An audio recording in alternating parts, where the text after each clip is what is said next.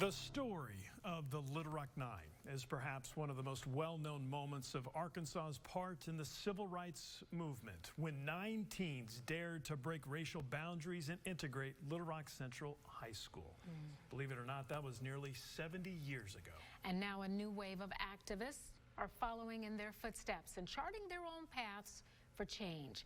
Our Caroline Derby shows us the steps one young man is taking to do just that. That started, helping me to reflect on, hey, maybe this is a destined calling.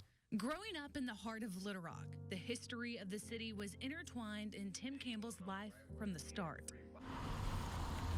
Living just blocks away from Central High School, his mother would clean homes and he would tag along. I didn't know at the time that one of the people that she was working for was actually the Daisy Bates.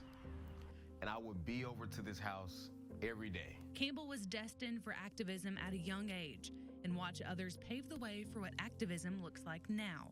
He has seen the changes over the years and how people stand up for what's right and fight against injustice. Flash forward to 2020, a time when he says the world was hurting when George Floyd was killed. And I remember gathering friends, gathering family, and just saying, hey, this is something that needs to happen here in Little Rock. He saw marches taking place around the country, deciding he would have one in Little Rock. And with the click of the post button, the message was sent. I didn't expect it to get any real fluid. However, I checked my Instagram like a few minutes later, it was like a viral post. And so I'm like, oh, wow, whatever I plan to do, I've got to do it. When he showed up to the steps of the Capitol, a few hundred people were there, but that was just the beginning. When it was only 300-400, right? When people started going live, posting, doing stories, more people came, right? And so we have this kind of telecommunication thing going on, right? Where everybody is on the same page, just through a click of a button, which is powerful. Campbell says what technology has done for activism is not just connect more people, but connect them instantly. I stroll and I see something, I'm like, wow, somebody's being, misused, mishandled by, let's say, a police officer, right?